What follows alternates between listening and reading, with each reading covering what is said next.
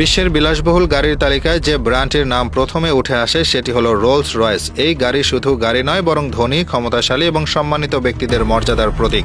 তবে বাহ্যিক সৌন্দর্য ও দাম ছাড়াও রোলস রয়েসের এমন কিছু বিষয় রয়েছে যা অনেকেরই অজানা।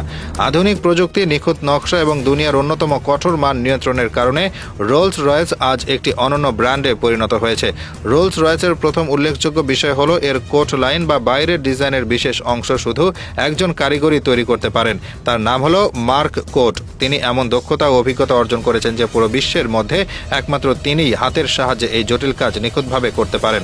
রোলস রয়েসের গায়ে থাকা এই কোট লাইন গাড়ির সৌন্দর্যকে যেমন বাড়িয়ে তোলে, তেমনি এটি ব্র্যান্ডের আলাদা বৈশিষ্ট্য হিসেবে বিবেচিত।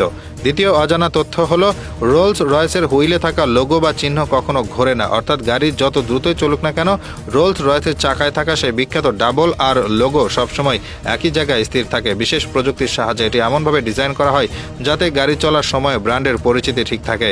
তৃতীয় বিস্ময়কর তথ্য হলো রোলস রয়েসের কোনো গাড়ির সর্বোচ্চ গতি 250 কিলোমিটার প্রতি ঘন্টার বেশি হয় না। এই ব্র্যান্ডের মূল লক্ষ্য হলো আরাম, বিলাসিতা এবং নিরাপত্তা নিশ্চিত করা, ফলে অতিরিক্ত গতির জন্য গাড়ি প্রস্তুত করা হয় না।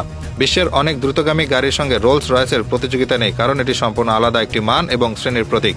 চতুর্থ তথ্য হলো আজ পর্যন্ত পৃথিবীতে যতগুলো রোলস রয়েস গাড়ি তৈরি হয়েছে তার 60% এখনও সচল রয়েছে। এই গাড়ির স্থায়িত্ব এবং মান এতটাই উন্নত যে একবার কিনলে বহু বছর চালানো সম্ভব। এটি শুধু গুণগত মানের পরিচয় নয়, বরং ব্র্যান্ডের প্রতি গ্রাহকদের আস্থা এবং ভালোবাসারও প্রমাণ।